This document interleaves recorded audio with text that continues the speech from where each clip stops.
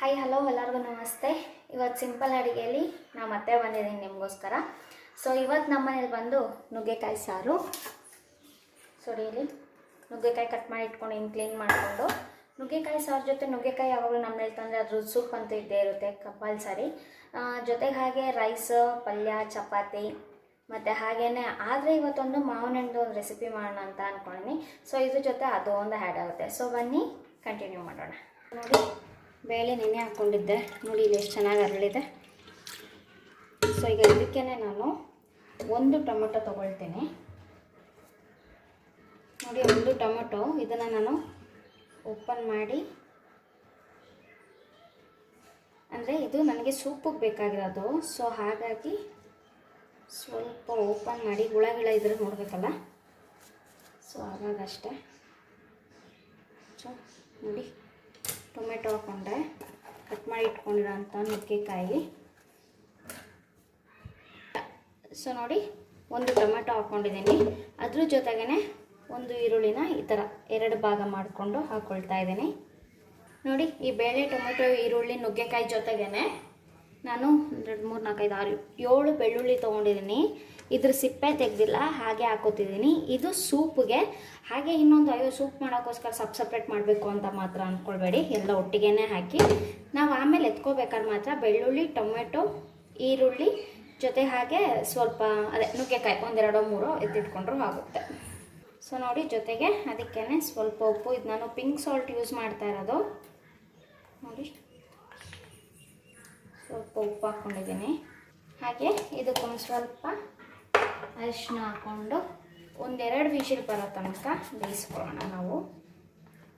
ಕೆಲವೊಬ್ಬರು ನುಗ್ಗೆಕಾಯಿನ ಬೇಳೆ ಜೊತೆ ಹಾಕಿ ಬೇಯಿಸೋದಿಲ್ಲ, ಅದು ಬಾಯಿಗೆ ಸಿಗಲ್ಲ ಅಂತ. ಬೇಳೆ ಜೊತೆ ಹಾಕಿ ಬೇಯಿಸಿದ್ರೆ ಸಿಗುತ್ತೆ, ಸಿಗಲ್ಲ ಅಂತೇನಿಲ್ಲ. ಬಟ್ ನೀವು ಅದೇ ಎಂತ ನುಗ್ಗೆಕಾಯಿ ಬಲ್ತಿರೋದ ಎಳೆದ ನೋಡಿ ತೊಗೊಳ್ಬೇಕಾಗುತ್ತೆ. ತುಂಬ ಎಳೆದಾದರೆ ನೀವು ಬೇಳೆ ಬೇಯಿಸಿದ್ಮೇಲೆ, ಬೇಳೆ 1-2 ಕೂಗು ಬೇಯಿಸ್ಕೊಂಡ್ಮೇಲೆ ಮತ್ತೆ ಅದನ್ನು ಆ್ಯಡ್ ಮಾಡ್ಕೊಬೇಕಾದ್ರೆ ಮಾಡ್ಕೊಬೋದು. ಸೊ ನೋಡಿ, ಉಪ್ಪು, ಅರಿಶಿನ ಹಾಕ್ಕೊಂಡೆ, 1-2 ಟೇಬಲ್ ಸ್ಪೂನು ಎಣ್ಣೆ ಹಾಕ್ಕೊಳ್ತಾ ಇದ್ದೀನಿ. ಸೊ ಇದನ್ನೀಗ ಬೇಯಕ್ಕಿಟ್ಬಿಡೋಣ. ಸೊ ಈಗ ನೆಕ್ಸ್ಟು ನಾನು ಅದು ಬೇಳೆ ಬೇಯ್ದ್ಮೇಲೆ ಸಪ್ರೇಟ್ ತೊಗೊಂಡ್ಮೇಲೆ ಇದು ಸಾರಿಗೆ ಆಡಿಸ್ಕೊಳ್ಳೋಕ್ಕೆ ನೋಡಿ, ನಾನು ಮುಸ್ಟಲ್ಲಿ 2 ಮುಷ್ಟಿ ಅಷ್ಟು ತೊಗೊಂಡಿದ್ದೀನಿ. ಸೊಪ್ಪು ಪಲ್ಯಕ್ಕಿರಲಿ ಒಂಚೂರು. ಜೊತೆಗೆ ಹಾಗೆಯೇ ಒಂದು 15ರಿಂದ 17 ಇಸಳು ತೊಗೊಂಡಿದ್ದೀನಿ. ಬೆಳ್ಳುಳ್ಳಿ, ಒಂಚೂರು ಎಂಥದ್ದು ಹುಣಸೆ ಹುಳಿ, ಹಾಗೆ ಅರ್ಧ ಈರುಳ್ಳಿ, ಸ್ವಲ್ಪ ಜೀರಿಗೆ. ನಾನು ಸಾರು ಮಾಡೋದು ಇದೇ ಥರ ಅಂತ ಅಲ್ಲ, ವೆರೈಟೀಸ್ ಇದೆ. ಬಟ್ ಈ ನುಗ್ಗೆಕಾಯಿ ಸೊಪ್ಪು ಸಾರಿಗೆಲ್ಲ ಸ್ವಲ್ಪ ಇದೇ ಥರ ರಿಲೇಟೆಡ್ ಬರುತ್ತೆ. ನೋಡಿ, ಒಂದು ಸ್ವಲ್ಪ ನೀರು ಹಾಕ್ಕೊಂಡು ಇದನ್ನು ಫಸ್ಟು ನುಣ್ಣಗೆ ರುಬ್ಕೊಳ್ತೀನಿ. ಇದಕ್ಕೇ ನಾನು ಮೀಡಿಯಮ್ ಸೈಜ್ದು 2 ಟೊಮೆಟೊ ಹಾಕ್ಕೊಳ್ತಾ ಇದ್ದೀನಿ. ಹುಣಸೆ ಹುಳಿ ಹಾಕ್ಕೊಳ್ದೇ ಇರೋರು 3 ಟೊಮೆಟೊ ಹಾಕ್ಕೋಬೋದು. ನಿಮಗೆ ಹುಳಿ ಹೇಗೆ ಬೇಕೋ ಅದ್ರ ಮೇಲೆ ಡಿಪೆಂಡ. ನೆಕ್ಸ್ಟ್ ನೋಡಿ, ಟೊಮೆಟೊ ಹಾಕ್ಕೊಂಡಿದ್ದೀನಲ್ಲ, ಇದಕ್ಕೇ ನಾನು ಸಾಂಬಾರು ಪುಡಿ ಹಾಕೋತಿಲ್ಲ ಇವತ್ತು, ಅಚ್ಕಾರದ ಪುಡಿಲಿ ಹಾಕ್ಕೊಂಡು ಮಾಡ್ತಾ ಇರೋದು. ಸೊ ನೋಡಿ, ಅರ್ಧ ಸ್ಪೂನಷ್ಟು ಅಚ್ಕಾರದ ಪುಡಿ ಹಾಕ್ಕೊಂಡಿದ್ದೀನಿ, ಮನೆಯಲ್ಲೇ ಮಾಡಿರೋದಿದ್ದು. ಧನಿಯಾ ಪುಡಿ ಒಂದು ಮುಕ್ಕಾಲು ಆಯಿತು, 1 ಮುಕ್ಕಾಲು ಅಥವಾ 1.5-2 ಅಂತಲೇ ಅಂದ್ಕೊಳ್ಬೋದು. ಸೊ ಧನಿಯಾ ಪುಡಿ ಜೊತೆ ಹಾಗೆ ನಾವೀಗಾಗಲೇ ಬೇಳೆ ಬೇಯಿಸ್ಕೊಳ್ಳೋಕ್ಕೆ ಹಾಕ್ಕೊಂಡಿದ್ದೀವಿ ಅರಿಶಿನ. ಸೊ ಇದಕ್ಕೆ ಒಂದು ಸ್ವಲ್ಪ ಜಾಸ್ತಿ ಆಗೋದ್ರೆ ಅರಿಶಿಣನೇ ಆಗೋಗುತ್ತೆ, ಸಾರೆಲ್ಲ ಹಳದಿ ಆಗುತ್ತೆ. ಸೊ ಹಾಗಾಗಿ ಇದಕ್ಕೆ ಸ್ವಲ್ಪ ನೀರು ಹಾಕ್ಕೊಂಡು ಇದನ್ನೀಗ ನುಣ್ಣಗೆ ರುಬ್ಕೊಳ್ಳೋಣ. ಬೇರೆ ಏನೂ ಇಲ್ಲ, ಇಷ್ಟೇ ಐಟಮ್ ಇದಕ್ಕೆ ಆಡಿಸ್ಕೊಳ್ಳಲಿಕ್ಕೆ.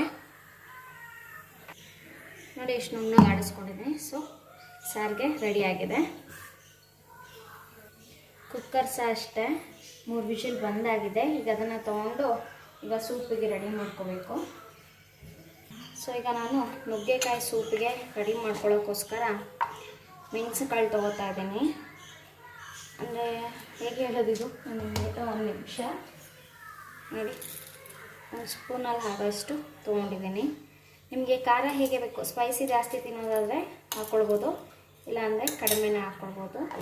ಸೊ ನೋಡಿ, ನಾನು ಏನೇ ಒಂದು ಖಾರ ಹುಡಿ ಏನೇ ಬೇಕಾದ್ರೂ ನಾನು ಆಗಾಗನೇ ಮಾಡ್ಕೊಳ್ಳೋದು, ಫಸ್ಟೇ ಮಾಡಿಟ್ಕೊಳ್ಳೋದಿಲ್ಲ. ಸೊ ಇದನ್ನೀಗ ತುಂಬ ಪುಡಿ ನೈಸಾಗಿ ಪುಡಿ ಮಾಡ್ಕೊಂಡು ಬೇಕಾದ್ರೆ ನೀವು ಮಿಕ್ಸಿಲಿ ಸಹ ಪುಡಿ ಮಾಡ್ಕೊಳ್ಬೋದು. ನಾನು ಈಗಾಗಲೇ ಆ ರೆಸಿಪಿ ಹಾಕಿದ್ದೀನಿ, ನುಗ್ಗೆಕಾಯ್ದು ಸೂಪ್ ಹೇಗೆ ಮಾಡೋದು ಅಂತ. ಸೊ ಯಾರು ನೋಡಿಲ್ಲ ಅವರು ಅಲ್ಲಿ ನೋಡ್ಬೋದು, ಬೇಕಾದ್ರೆ ನಾನು ಲಿಂಕ್ ಶೇರ್ ಮಾಡ್ತೇನೆ. ಸೊ ಇಲ್ಲಿ ನೋಡಿ, ನಾನು 3 ನುಗ್ಗೆಕಾಯ್ದು ಪೀಸ್ ತೊಗೊಂಡಿದ್ದೀನಿ. ಜೊತೆಗೆ ಹಾಗೆ ಹಾಕಿದ್ದಿದ್ದಂಥ ಬೆಳ್ಳುಳ್ಳಿ ಎಲ್ಲನೂ ತೊಗೊಂಡಿದ್ದೇನೆ. 7-6 ಬೆಳ್ಳುಳ್ಳಿ ಸಿಕ್ಕಿದೆ. ಹಾಗೆ ಒಂದು ಹಾಕಿದ್ನಲ್ಲ ಈರುಳ್ಳಿ ಸಹ ಹಾಕ್ಕೊಂಡಿದ್ದೀನಿ ಅರ್ಧ, ಮತ್ತು ಟೊಮೆಟೊ. ಸೊ ಇದು ತಣ್ಣಗಾಗಲಿ. ಇದು ತಣ್ಣಗಾದ್ಮೇಲೆ ಇದು ರುಬ್ಕೋತೀನಿ. ಈಗ ಫಸ್ಟು ನಾನು ಸಾರಿಗೆ ಹಾಕ್ಕೊಬಿಡ್ತೇನೆ ಮಸಾಲೆ. ನೋಡಿ, ಇದಕ್ಕೇ ಹೀಗೆ ಸಿಮ್ ಹಾಕ್ಕೊಳ್ತೀನಿ. ನಿಮ್ಗೆ ಎಷ್ಟು ತಿಕ್ನೆಸ್ ಬೇಕು ಅಷ್ಟು ಲೆಕ್ಕಗೆ ನೀವು ಮಾಡ್ಬೋದು. ನೋಡಿ, ನಾನು ಬೇಳೆ ಜೊತೆನೇ ಹಾಕಿರೋದು ನುಗ್ಗೆಕಾಯಿ. ನೋಡಿ, ನೋಡಿ ಇಲ್ಲಿ ಎಷ್ಟು ಚೆನ್ನಾಗಿ ಬಂದಿದೆ. ನೋಡಿ, ನೀರು ಹಾಕಿ ನಮ್ಗೆ ಎಷ್ಟು ಕನ್ಸಿಸ್ಟೆನ್ಸಿ ಬೇಕೋ ಅಷ್ಟಕ್ಕೆ ಹಾಕ್ಕೊಂಡಿದ್ದೀನಿ. ಈಗ ಇದನ್ನು ಚೆನ್ನಾಗಿ ಕುದಿಸ್ಕೊಳ್ತೀನಿ. ಕುದಿಸ್ಕೊಂಡ್ಮೇಲೆ ಅದಕ್ಕೆ ಒಗ್ಗರಣೆ. ಸೂಪ್ ಮಾಡೋಕ್ಕೆ ಪ್ಯಾನ್ ತೊಗೊಂಡಿದ್ದೀನಿ. ನೆಕ್ಸ್ಟ್ ನೋಡಿ, ನಾನು ಅಮೂಲ್ ಅವ್ರದ್ದು ಬಟರ್ ತೊಗೊಂಡಿದ್ದೀನಿ. ಸೊ ಈ ಬಟರ್ ಹಾಕ್ಕೊಳ್ತಾ ಇದ್ದೀನಿ. ಸೊ ನೋಡಿ, ಅಮೂಲ್ ಅವ್ರದ್ದು ಬಟರು. ಎಮರ್ಜೆನ್ಸಿ ಟೈಮಲ್ಲಿ ಮನೇಲಿ ಒಂದೊಂದು ಸರ್ತಿ ಬೆಣ್ಣೆ ಇರಲ್ಲ, ಹಾಕ್ಬೇಕಾದ್ರೆ ಇದನ್ನು ಹಾಕ್ಕೊಳ್ಬೋದು ನಾವು. ಸೊ ಗ್ಯಾಸು ಸ್ಲೋಲೇ ಇಟ್ಕೊಳ್ಳಿ. ಬೆಣ್ಣೆ ಚೆನ್ನಾಗಿ ಕರಗಲಿ. ತುಂಬ ಕರಗಕ್ಕೆ ಬಿಡೋದು ಬೇಡ. ಕರಗ್ತಾಗಿದ್ದಾಗೇ ನೋಡಿ, ಒಂದು ಇಷ್ಟು ಒಂದು ಕಾಲ್ಗಿಂತ ಕಡಿಮೆ ಒಂಚೂರು ಜೀರಿಗೆ, ಒಂದು ಸ್ವಲ್ಪ ಸಾಸಿವೆ. ನೀವು ಬೆಣ್ಣೆ ಬೇಕಾದ್ರೆ ಜಾಸ್ತಿನೇ ಹಾಕ್ಕೊಳ್ಬೋದು. ಸೊ ಸಾಸಿವೆ, ಜೀರಿಗೆ ಹಾಕ್ಕೊಂಡೆ. ಈಗ ಒಂದು ಸ್ವಲ್ಪ ಕರಿಬೇವು ಸೊಪ್ಪು. ಬೆಣ್ಣೆಲೇ ಇದೆಲ್ಲ ಕರ್ಕೋಬೇಕು ನಾವು, ಅಂದರೆ ಬೇಯೋಕ್ಕೆ ಬಿಡಬೇಕು. ಬೆಣ್ಣೆ ಅಂತೂ ತುಂಬಾ ಒಳ್ಳೆಯದು. ಸೊ ಅದಕ್ಕೇ ಈಗ ಒಂದು ಸ್ವಲ್ಪ ಅರಿಶಿನ ಹಾಕೊಳ್ಳೋಣ. ಸೂಪು ನೀವು ಒಂದು ಸತಿ ಇದನ್ನು ಮನೇಲಿ ಟ್ರೈ ಮಾಡಿ, ತುಂಬಾ ಒಳ್ಳೆಯದು. ತುಂಬ ಬೆನಿಫಿಟ್ಸ್ ಇದೆ ಇದರಲ್ಲಂತೂ. ನೋಡಿ, ಅರಿಶಿನ ಹಾಕ್ಕೊಂಡ್ವಿ. ಈಗ ನೆಕ್ಸ್ಟ್ ಇದಕ್ಕೆ ನಾವು ರುಬ್ಕೊಂಡು ಇಟ್ಕೊಂಡಿದ್ದೀವಲ್ಲ ಮಿಶ್ರಣ, ನೋಡಿ ಇದನ್ನು ಆ್ಯಡ್ ಮಾಡ್ಕೊಳ್ಳೋಣ. ಸೊ ಈಗ ನಿಮಗೆ ಇದಕ್ಕೆ ನೀರು ಹಾಕ್ಕೊಳ್ಬೋದು. ನಿಮ್ಗೆ ಎಷ್ಟು ಜನ ಇದ್ದೀವಿ ಮನೆಯಲ್ಲಿ ಅಷ್ಟು ಜನಕ್ಕೆ ನೋಡಿ ಹಾಕ್ಕೊಳ್ಬೋದು. ಹಸ್ಬೆಂಡ್ ಇಲ್ಲ, ವರ್ಕಿಗೆ ಹೋಗಿದ್ದಾರೆ, ಹಾಗಾಗಿ ನಾನು ಮಗಳು ಮಾತ್ರ ಇರೋದು. ಸೊ ಹಾಗಾಗಿ ಸ್ವಲ್ಪ ಆದಷ್ಟು ತೆಳುನೇ ಮಾಡ್ಕೊಳ್ಳಿ. ತುಂಬ ದಪ್ಪನೂ ಇಟ್ಕೊಳಕ್ಕೆ ಹೋಗಬೇಡಿ, ಆಗ ಸೂಪು ಕುಡಿಯೋಕ್ಕೆ ಇರಬೇಕು. ಸೂಪ್ ಅಂದರೆ ಕುಡಿಯೋಕ್ಕೋಸ್ಕರನೇ. ತುಂಬ ದಪ್ಪ ಆಗೋದ್ರೆ, ಮಂದೆ ಇದ್ದರೆ ಅದೊಂಥರ ಕುಡ್ದಂಗೆ ಫೀಲ್ ಆಗಲ್ಲ. ಸೊ ನೋಡಿ, ನಾನು ಈ ಗ್ಲಾಸಲ್ಲಿ 2 ಗ್ಲಾಸಷ್ಟು ನೀರು ಹಾಕ್ಕೊಂಡಿದ್ದೀನಿ. ತುಂಬಾ ಚೆನ್ನಾಗಿರುತ್ತೆ. ಬೇಕಾದ್ರೆ ಈ ಸೂಪ್ ಜೊತೆಗೆ ನೀವು ಮೇಲ್ಗಡೆ ಈ ಬ್ರೆಡ್ ಇದೆ ನೋಡಿ, ಬ್ರೆಡ್ ಅಥವಾ ರಸ್ಕ್ ಏನಾದ್ರೂ ತುಪ್ಪದಲ್ಲಿ ಹುರಿದುಬಿಟ್ಟು ಸರ್ವ್ ಮಾಡ್ಬೇಕಾದ್ರೆ ಅದ್ರ ಮೇಲೆ ಹಾಕ್ಬಿಟ್ಟು ಸರ್ವ್ ಮಾಡಿ, ತುಂಬಾ ಟೇಸ್ಟ್ ಇರುತ್ತೆ ಅದೂ.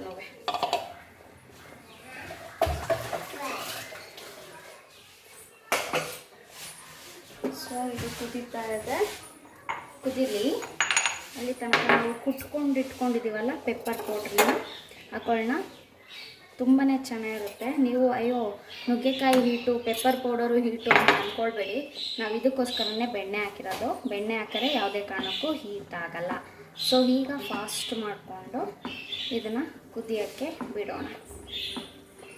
ನೀವು ಅಷ್ಟೇ ಚಿಕನ್ ಮಾಡಬೇಕಾದ್ರೂ ಅಷ್ಟೇ, ಚಿಕನ್ಗೆ ಆದಷ್ಟು ಇದು ತುಪ್ಪನ ಯೂಸ್ ಮಾಡಿ, ತುಂಬ ಹೀಟ್ ಆಗಲ್ಲ ಅದು. ನೋಡಿ, ಸೂಪ್ ಥರನೇ ಇದೆಲ್ಲ. ಇದು ಕುದಿಲಿ. ಸ್ವಲ್ಪ ಕರಿಬೇವು ಉದುರಿಸ್ಕೊತೀನಿ ಮೇಲೆ. ಕರಿಬೇವು ಅಂತೀನಿ, ಕೊತ್ತಂಬರಿ ಸೊಪ್ಪು ಉದುರಿಸ್ಕೊಳ್ತೀನಿ. ಇದು ಕುದಿಯೋಕ್ಕೆ ಬರಬೇಕಾದ್ರೆ ನಾವು ತೆಗೆದಿಟ್ಕೊಂಡಿದ್ದೀವಲ್ಲ ನುಗ್ಗೆಕಾಯಿ, ಬೇಯಿಸಿಟ್ಕೊಂಡ್ರೆ ಅಂತ ಅದನ್ನು ಆ್ಯಡ್ ಮಾಡ್ಕೊಳ್ಳೋಣ. ನೋಡಿ, ಕುದೀತಾ ಉಂಟು. ಈಗ ಬೇಯಿಸಿಟ್ಕೊಂಡ್ರೆ ಅಂತ 3 ನುಗ್ಗೆಕಾಯಿನ ನೀವು ಜಾಸ್ತಿ ತಿನ್ನೋದ್ರೆ ಜಾಸ್ತಿ ತೊಗೊಳ್ಳಿ. ನಾವು ಅದೇ ಸರ್ವ್ ಮಾಡೋಕ್ಕೋಸ್ಕರ ಅಲ್ವಾ, ಸುಮ್ಮನೆ ಸೂಪ್ ಜೊತೆ ಹಾಗೆ ತಿನ್ನೋದೇನಕ್ಕೆ ಅಂತ ಹೇಳ್ಕೊಂಡು, ಸೂಪ್ ಹಾಗೆ ಕುಡಿಯೋದೇನಕ್ಕೆ ಅಂತ ಹೇಳ್ಕೊಂಡು ಅಷ್ಟೇ ಹಾಕ್ಕೊಂಡಿರೋದು. ನೀವು ಬೇಕಾದ್ರೆ ಹಾಕ್ಕೊಳ್ಬೋದು, ಇಲ್ಲ ಅಂದರೆ ಇಲ್ಲ. ಒಂದ್ಸರಿ ಟ್ರೈ ಮಾಡಿ, ತುಂಬಾ ಒಳ್ಳೆಯದು. ಮಕ್ಳಿಗಂತೂ ತುಂಬಾ ಒಳ್ಳೆಯದು. ಇದರಲ್ಲಂತೂ ಎಷ್ಟೋ ವಿಟಮಿನ್ಸು, ಕ್ಯಾಲ್ಶಿಯಮ್ ಎಲ್ಲ ಇದೆ. ಸೊ ನೋಡಿ, ನಂಗೊಂಚೂರು ಥಿಕ್ನೆಸ್ ಜಾಸ್ತಿ ಅನ್ನಿಸ್ತಾ ಇದೆ. ಇಲ್ಲಿ ನೋಡಿ, ಅದಕ್ಕೆ ಇದೇ ಗ್ಲಾಸಲ್ಲಿ ಇನ್ನೊಂದು ಅರ್ಧ ಗ್ಲಾಸ್ ಹಾಕ್ಕೊಳ್ತೀನಿ ನೀರು. ಸ್ವಲ್ಪ ಉಪ್ಪು ಹಾಕ್ಕೊಳ್ತೀನಿ. ನಾನು ಯೂಸ್ ಮಾಡೋದು ಪಿಂಕ್ ಸಾಲ್ಟ್.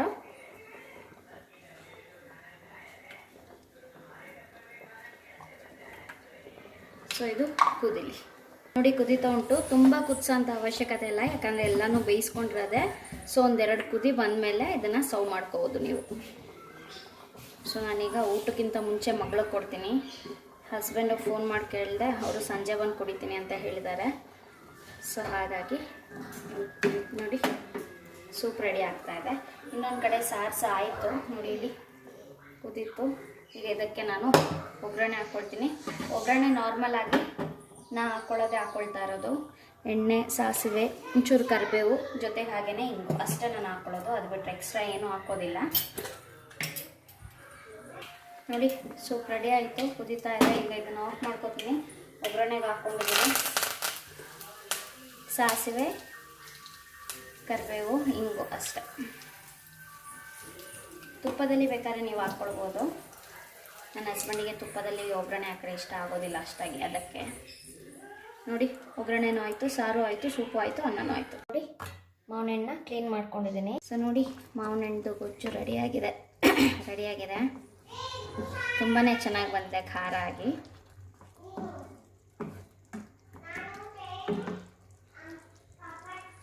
ಈಗ ನಾನು ಸೊಪ್ಪಿನ ಪಲ್ಯ ಮಾಡ್ಲಿಕ್ಕೆ ತೊಗೊಂಡಿದ್ದೀನಿ. ಟೈಮ್ ಆಗ್ತಾ ಇದೆ, ಬೇಗ ಬೇಗ ಮಾಡಬೇಕು. ಸಾಸಿವೆ ಹಾಕ್ಕೊಳ್ತಾ ಇದ್ದೀನಿ. ಸಿಂಪಲಾಗಿ ಮಾಡ್ತಾ ಇರೋದು. ಸಾಸಿವೆ, ಒಣಮೆಣ್ಸಿನ್ಕಾಯಿ ಹಾಕ್ಕೊತಾ ಇದ್ದೀನಿ. ಜೊತೆಗೆ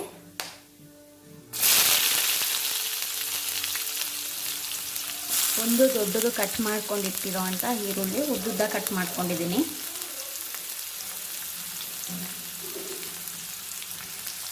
ಸೊ ಈಗ ಪಲ್ಯ ಜೊತೆ ನಾನು ನಿಮಗೆ ಒಂದೆರಡು ಟಿಪ್ ಹೇಳ್ತೀನಿ. ಈಗ ನಾರ್ಮಲಾಗಿ ಅಂದರೆ ಫ್ರಿಜ್ ಇದ್ದವರು ಎಲ್ಲ ತರಕಾರಿನೆಲ್ಲ ಫ್ರಿಜ್ಜಲ್ಲಿ ಇಟ್ಕೊತೀವಿ. ಫ್ರಿಜ್ ಇಲ್ಲದೆ ಇರೋರು ನಾರ್ಮಲಾಗಿ, ಅಂದರೆ ಫ್ರಿಜ್ ಇದ್ರೂ ಕೆಲವೊಬ್ಬರು ಹೊರಗಡೆ ಇಟ್ಕೋತಾರೆ. ಸೊ ಆಗ ಟೊಮೊಟೊನ ನೀವು ಇಟ್ಕೋಬೇಕು ಅಂತ ಹೇಳಿದ್ರೆ ವಾಶ್ ಮಾಡಿಬಿಟ್ಟು ನೀರಿನಂಶ ಇಲ್ಲದೆ ಇರೋಂಗೆ ಅದನ್ನು ಒಣಗಿಸ್ಕೊಳ್ಳಿ ಬಿಸಿಲಿಗೆ. ಇಲ್ಲ ಅಂತ ಹೇಳಿದ್ರೆ ಮನೇಲಿ ಅದೇ ಬಟ್ಟೆಲಿ ಒರೆಸ್ಕೊಂಡು ಪ್ರತಿಯೊಂದು ಟೊಮೊಟೊನೂ ಒಂದೊಂದು ಇಂಚಷ್ಟು ದೂರ ಇಟ್ಕೊಳ್ಳಿ. ಆಗ ಟೊಮೊಟೊ ಆದಷ್ಟು ಬೇಗ ಕೊಳ್ತೋಗಲ್ಲ. ಫ್ರೀಝರಲ್ಲಿ ಇಟ್ಕೊಂಡ್ರೆ ನೀವು ವಾಶ್ ಮಾಡಿಬಿಟ್ಟು ಕ್ಲೀನಾಗಿ ಒರೆಸ್ಬಿಟ್ಟು ಇಟ್ಕೊಳ್ಳಿ, ಅದೇನು ತೊಂದರೆ ಇಲ್ಲ. ಜೊತೆಗೆ ಹಾಗೆ ನಿಂಬೆಹಣ್ಣು ನಿಮಗೆ ತುಂಬ ದಿನ ಚೆನ್ನಾಗಿ ಬರಬೇಕು ಅಂದರೆ ಯೆಲ್ಲೋ ಕಲರೇ ಇರಬೇಕು, ಒಂಚೂರು ಬಾಡೋದು ಆ ಥರ ಏನಾರು ಆಗಬಾರ್ದು ಅಂತ ಏನಾರು ಇದ್ದರೆ ನೀವು ಫ್ರಿಜ್ಜಲ್ಲಿ ನಿಂಬೆಹಣ್ಣು ಇಡೋಕ್ಕಿಂತ ಮುಂಚೆ ಟಿಶ್ಯೂ ಪೇಪರ್ ಇರುತ್ತೆ, ಇಲ್ಲಾಂದರೆ ಮನೇಲಿ ನಾರ್ಮಲಾಗಿ ನ್ಯೂಸ್ ಪೇಪರ್ ಹಾಕಿಸ್ತೀರಾ. ನ್ಯೂಸ್ ಪೇಪರ್ ಅಥವಾ ಟಿಶ್ಯೂ ಪೇಪರ್ ಎರಡರಲ್ಲಿ ಯಾವ್ದಾರ ಒಂದಾದರೂ ಓಕೆ. ನೀವು ಆ ಪೇಪರ್ನ ಎಕ್ಸಾಂಪಲ್ಲಿಗೆ ಈಗ ನಿಂಬೆಹಣ್ಣು, ಸೊ ಒಂದು ಸೆಕೆಂಡ್ ಇರಿ, ನಿಂಬೆಹಣ್ಣಿಲ್ಲ ಖಾಲಿಯಾಗಿದೆ. ಸೊ ಹಾಗಾಗಿ ನೋಡಿ ನಿಂಬೆಹಣ್ಣು ಅಂದ್ಕೊಳ್ಳಿ, ಬೆಳ್ಳುಳ್ಳಿ ತೊಗೊಂಡು ನಿಂಬೆಹಣ್ಣು ಫುಲ್ಲು ಸುತ್ತ ಕವರ್ ಮಾಡಬೇಕು. ಅಂದರೆ ನೀವು ಪೇಪರಲ್ಲಿ ಫುಲ್ಲು ಸುತ್ತ ಕವರ್ ಮಾಡಿಬಿಟ್ಟು ಫ್ರೀಝರಲ್ಲಿ ಒಂದು ಬಾಕ್ಸ್ ಒಳಗಡೆ ಹಾಕಿ ಇಟ್ಟರೆ ಮಿನಿಮಮ್ ಅದು ನಿಮಗೆ 1.5 ತಿಂಗಳ ತನಕ ತುಂಬಾ ಚೆನ್ನಾಗಿರುತ್ತೆ. ಹಾಗೆಯೇ ಯೆಲ್ಲೋಶ ಅಥವಾ ಗ್ರೀನಿಶ್ ಹಾಗೇ ಇರುತ್ತೆ. ಯಾವುದೇ ಕಾರಣಕ್ಕೂ ಬಾಡೋ ಇರೋ ಹಾಗೆ ಅನಿಸೋದಿಲ್ಲ. ಜೊತೆಗೆ ಹಾಗೆಯೇ ನೀವು ಅದು ಬಾಕ್ಸು ಟೈಟ್ ಆಗಿರಬೇಕು. ಮುಚ್ಚಳ ಟೈಟ್ ಆಗಿರೋ ಅಂಥದ್ದನ್ನ ನೀವು ಆದಷ್ಟು ಫ್ರಿಜ್ಜಲ್ಲಿ ಏನೇ ಇಟ್ಟು ಮುಚ್ಚಳ ಟೈಟ್ ಇರೋ ಅಂಥದ್ದನ್ನ ಯೂಸ್ ಮಾಡಿ. ಜೊತೆಗೆ ಹಾಗೆಯೇ ಇದೆರಡು ಅಡುಗೆ ಮನೆಯದಾಯಿತು. ನೆಕ್ಸ್ಟ್ ನಾನು ನಿಮಗೆ ಈಗ ನಾರ್ಮಲಾಗಿ ಹೆಣ್ಮಕ್ಳು ಪಿರಿಯಡ್ಸ್ ಹಾಗೆ ಆಗ್ತಾರೆ. ಪಿರಿಯಡ್ಸ್ ಆದಾಗ ಅವ್ರಿಗೆ ನಾರ್ಮಲಾಗಿ ಹೊಟ್ಟೆ ನೋವಿರುತ್ತೆ. ಈ ಹೊಟ್ಟೆ ನೋವಿಗೆ ನನಗೆ ತುಂಬಾ ಹೊಟ್ಟೆ ನೋವಿತ್ತು. ಸೊ ಆ ಟೈಮಲ್ಲಿ ನಾನು ಏನು ಮಾಡ್ಕೊತಿದ್ದೆ ಅಂದರೆ ಮನೇಲಿ ಇರೋ ಅಂಥ ವಸ್ತುಗಳನ್ನ ಯೂಸ್ ಮಾಡ್ಕೊಂಡು ಮಾಡೋ ಅಂಥದ್ದನ್ನ ನಾನು ನಿಮ್ಗೆ ಸುಲಭವಾಗಿ ಹೇಳ್ತಾ ಇರೋದು. ಸೊ ಈಗ ನನಗೆ ಅನುಭವ ಆಗಿರೋದ್ರಿಂದ ನಾನು ನಿಮ್ಮ ಹತ್ರ ಶೇರ್ ಮಾಡ್ಕೋತಾ ಇದ್ದೀನಿ. ಈಗ ಇಲ್ಲ ಪ್ರೆಸೆಂಟ್. ಫಸ್ಟ್ ಆಗ ಅಂದರೆ ತುಂಬಾ ಪೇನ್ ಆಗ್ತಿತ್ತು ನನಗೆ. ಒಂದು ಕಂಟಿನ್ಯೂಸ್ ಒಂದು 3 ಡೇಸ್ ಆದಾಗ ತುಂಬಾ ಪೇನ್ ಇರ್ತಿತ್ತು. ಆ ಟೈಮಲ್ಲಿ ನೀವೇನು ಮಾಡಬೇಕು ಅಂದರೆ ಜೀರಿಗೆ ಇದೆ ನೋಡಿ, ಜೀರಿಗೆನ 1 ಗ್ಲಾಸ್ ಅಥವಾ 2 ಗ್ಲಾಸ್ ನೀರಿಗೆ ಜೀರಿಗೆ ಹಾಕ್ಬಿಟ್ಟು ಅದನ್ನು ಸ್ವಲ್ಪ ಕುದಿಸ್ಕೊಳ್ಳಿ. ಚೆನ್ನಾಗಿ ಕುದಿಸ್ಕೊಂಡಾಗ ಅದು 1 ಗ್ಲಾಸ್ 2 ಗ್ಲಾಸ್ ಇರೋದು 1 ಗ್ಲಾಸಿಗೆ ನೀರು ಬರೋ ತನಕ ಕುದಿಸ್ಕೊಂಡು ಅದನ್ನು ನೀವು ಬೆಳಗ್ಗೆ ಮತ್ತು ಸಂಜೆ 2 ಟೈಮ್ ಕುಡೀರಿ, ಕಡಿಮೆ ಆಗುತ್ತೆ ಅದೊಂದು. ಜೊತೆ ಹಾಗೆಯೇ ಅರಿಶಿಣ ಹಾಲಿಗೆ ಹಾಕ್ಕೊಂಡು ಕುಡಿಯೋರ್ಗೂ ಇಷ್ಟ ಇದ್ದರೆ ಹಾಲಿಗೆ ಹಾಕ್ಕೊಂಡು ಕುಡೀರಿ. ಇಲ್ಲ ಅಂತ ಹೇಳಿದ್ರೆ ನೀರಿಗೆ, ಬಿಸಿ ನೀರಿಗೆ ಒಂದು ಸ್ವಲ್ಪ ಅರಿಶಿನ ಹಾಕ್ಕೊಂಡು ಕುಡೀರಿ.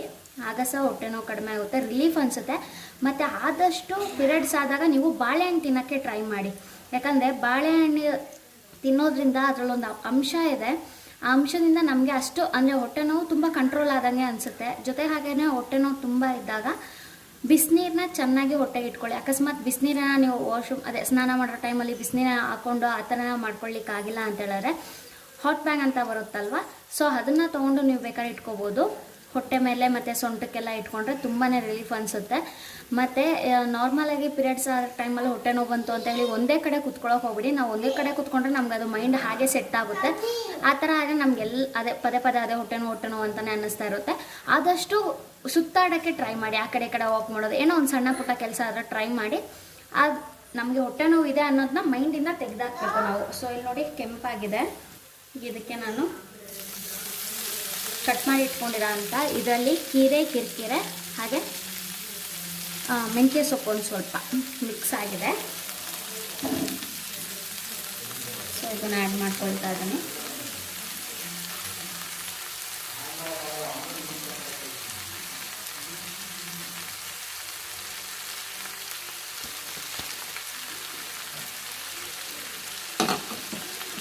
ಸೊ ಇದನ್ನು ಚೆನ್ನಾಗಿ ಮಿಕ್ಸ್ ಮಾಡ್ಕೊಳ್ಳಿ.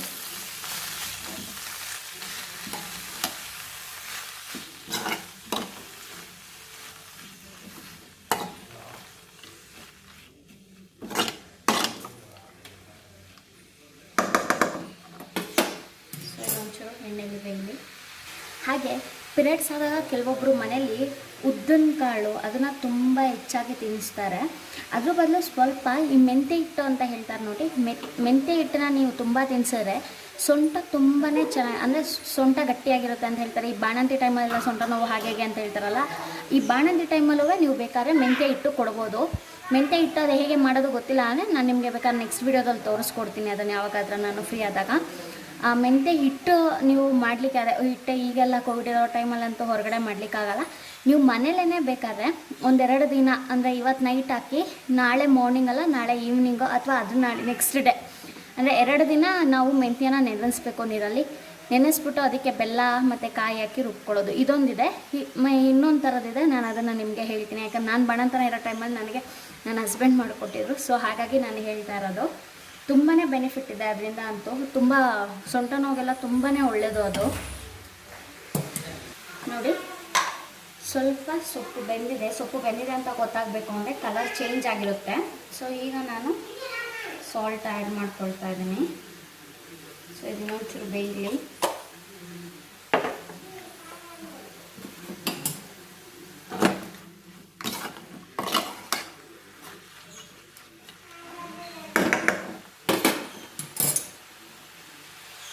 ಇವತ್ತೊಂದು ಸಿಂಪಲ್ಲಾಗಿ ಕ್ವಿಕ್ಕಾಗಿ ತುಂಬ ಟೇಸ್ಟಾಗಿರೋ ಅಂಥ ಅಡುಗೆ ರೆಡಿಯಾಗಿ ತೋರಿಸ್ಕೊಡ್ತೀನಿ. ಇದು ಬಂದು ಸೂಪ್ ರೆಸಿಪಿ ಆಲ್ರೆಡಿ ನಾನು ಈಗಾಗಲೇ ಹಾಕಿದ್ದೀನಿ, ನುಗ್ಗೆಕಾಯಿ ಸೊಪ್ಪು.